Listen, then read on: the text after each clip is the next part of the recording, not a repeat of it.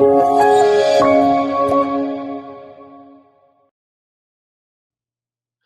right, welcome back to another episode of FedSmart.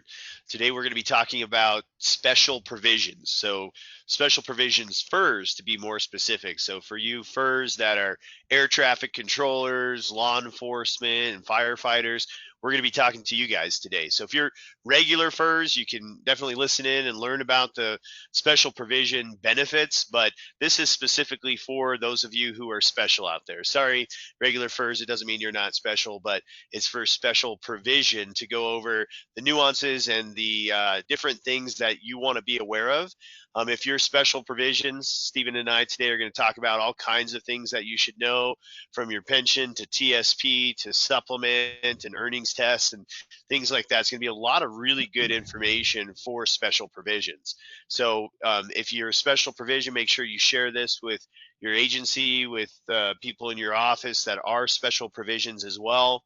You're definitely going to want to grab a pen and paper. We're just going to dive right into it and go through a lot of really good information on the special provisions, starting with eligibility. Stephen, when are special provisions eligible to actually retire? That's what they all want to know first off. Yeah, so there are some key differences, really key differences when it comes to special provisions opposed to just regular FERS. And eligibility wise, since they force retirement at 57, you guys get to retire earlier in just about every case. With 25 years of service at any age, you're eligible to separate from service, or at age 50 with at least 20 years you're eligible to go. So that's a big difference because, of course, regular FERS, you have to wait for your minimum retirement age or, one of the other thresholds that you could go back and check out with our old podcast. But that's the key difference for that. Yeah, so any age, 25 years, age 50, 20 or more years, you're eligible for an unreduced pension, like you said, at that point. No penalty. You can definitely go a lot earlier. Yeah, and then that kind of leads us into, well, what does that do for me? Going out with 20 years of service, how does that differ for our pension calculations? And again, there's a big difference and a really good difference for you special provisions, because instead of a regular FERS getting 1% per year of service and then stepping up at age 62 at 20 years, they get 1.1%. For you guys, the first 20 years is 1.7% per year towards your high three, and then every year after is 1%. So another good key difference that hopefully helps make up for having to retire early. Yeah, it can be a big difference, like you said. Sometimes special provisions don't realize quite how good they have it, with a 1.7 computation. Stephen, you and I have both helped people Yeah, retire it's in almost their it's early. almost double, really. Yeah. Yeah, it can be for sure. People who've retired in their early to mid 50s and special provisions have a very nice pension and retirement for the rest of their life. And there's been a lot of people we've helped retire and fully retire, not go get a job somewhere else, but actually hang it up in their 50s because of that higher computation. So you're right. It's a huge benefit that hopefully they realize.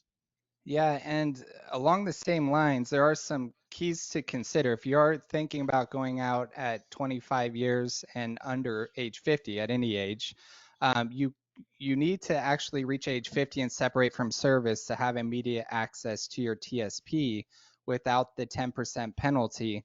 Where regular FERS is 55 or older, they allow you to touch your TSP with no penalty at age 50 or over if you're separating from service. So a good thing to keep in mind. Another thing that kind of goes along with that is the supplement. The supplement works quite a bit differently too. Of course, the calculation's the same. Per year of service, you divide it by 40. So for example, if you have 20 years of service, you're going out at age 50, they're going to take that 20 years, divide it by 40, just like for regular FERS. So in this example, you would get 50% of whatever your Social Security benefit at 62 is. But what's kind of nice is there's no earnings limit. There's no earnings limit at all. That $19,560, or is it 650? I always transpose Yeah, those, I you're right. think. I think it's Yeah. 560, or about 1630 a month. that does not apply to special provisions until they reach minimum retirement age. So for a lot of the people we speak with, they're going out and getting private sector jobs because if you separate from service as special provisions, a lot of times, especially law enforcement, it's a sought after position in the private sector. So a lot of people are going, retiring at age 50, getting a private sector job, and they're able to get their full supplement without it being affected until they reach minimum retirement age, and then the earnings limit kicks in. So another nice benefit for special provisions that can really help retirement and your options when you separate. Yeah, absolutely. Like you said, it's a huge benefit, and we've both talked to people, but I always use one quick example where I had a law enforcement officer retire at, I think it was around 52, went and got a job installing and repairing security systems, and started his own business doing it. Eventually, was making really good money, and still got his supplement. And then by the time his MRA came about, he reached 56 in a few months, whatever it was. He hit his MRA. He already had established and was making really good money. So even though his supplement at that point, at his MRA, was going to be affected and go away, basically, he didn't care because he still gets his pension. Like you said, to be clear, the supplement has an earnings limit, but the pension never does. So even after your MRA, your pension never has an earnings limit. So he had established his business. He used those 4.5 years or so, whatever it was, to establish his business while he's getting the supplement. And his business is just rocking and rolling. He's making great money, and he doesn't care that the supplement is basically going away at his MRA because he makes so much money. So it's a great benefit to help you if you do want to go establish a new career, business, or something like that. You're able to do that with no earnings limit until you hit your MRA. It's a great benefit. Yeah, it is. Another benefit is the fact that your cost of living adjustments start right away, where again, regular FERS, you got to wait till age 62. So people who are retiring at 57, 58, especially with inflation being so high, those cost of living adjustments are huge. It's a big, big difference. And so they don't penalize special provisions for going out before 62 or anything like that. If you are eligible for an immediate uh, retirement, your cost of living adjustments will start right away for you, and that's another big benefit. Yeah, it is, especially because if you're retiring in your early 50s, you potentially could live 40 years in retirement, or you have a decent chance now of living to your mid 90s. And so you need those COLAs right away. And that's a huge benefit and a big misconception, too. A lot of special provisions I've talked to, they didn't think they were going to get a COLA at first because some of their non special provision colleagues told them, oh, you don't get a COLA till 62. But special provisions, like you said, they do. And so that's a big benefit because with inflation being as high, like you mentioned, Stephen, and then we could live 30, 40 years in retirement, you want to make sure you're having those cost of living increases right away, and you do get those as a special provision.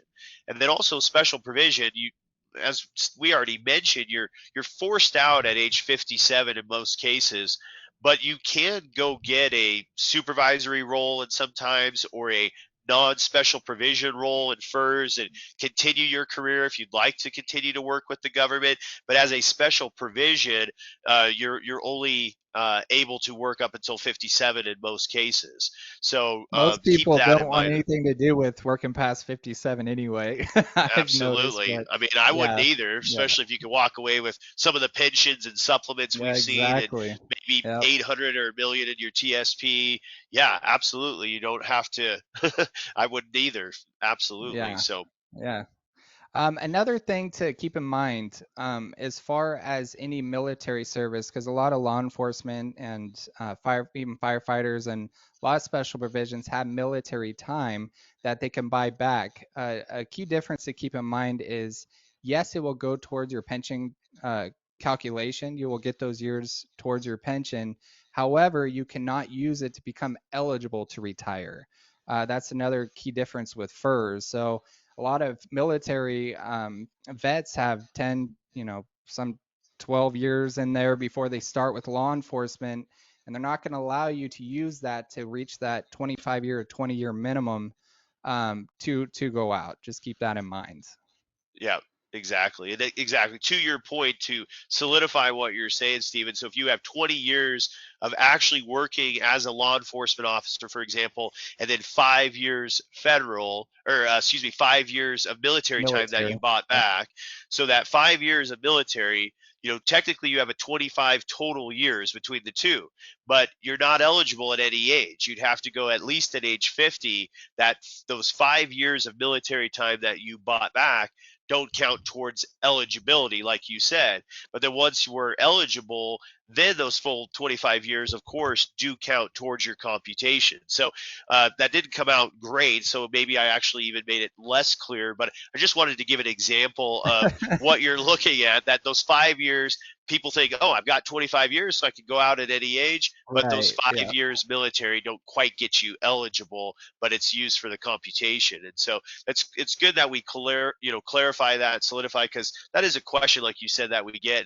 Unfortunately, we've talked to several people even in the last year that thought they were retiring, and we had to Oh yeah. unfortunately tell them, yeah, you Yep. can't quite retire yet. They're like 47, and you got to wait 3 more years, or whatever it was. So Yeah. we hate to be the Or bearer of over. that bad news. Yeah, exactly. So yeah, I'll so cut I this think part out. that's a lot of the main gist with the special provisions, and like I said, the exceptions that you need to know about as a special provision. And when a lot of people ask, okay, well, if I'm eligible at 50, should I go at 50? When should I go? And it's similar to what we tell most federal employees, where once you have enough income to where you can maintain the same lifestyle, and you have some assets, or you have an additional income source down the road that's going to help offset inflation, then once you reach that point, whether it's at 50, 54, 55, that could be a really good time to walk away. One of the best things that you could do is sit down with somebody and actually calculate your net take home pay, not your gross pay, but your take home pay compared to what you're getting now and what you're going to get in retirement. Because a lot of times, like we already mentioned, with that 1.7% computation for the first 20 years, when you sit down and calculate it, I just worked with somebody that's going to be retiring at 54 and just go get a part time job. They're just going to go get a part time job, even though there's no earnings limit, and make about 1,400 a month. And if they did that, they're making actually the same that they were making working full time, and still not touching their TSP and letting that grow. So one of the best things you could do is to just sit down with somebody who knows what they're talking about, and calculate between your pension and your supplement and maybe your TSP, your net take home pay, and what that's going to look like.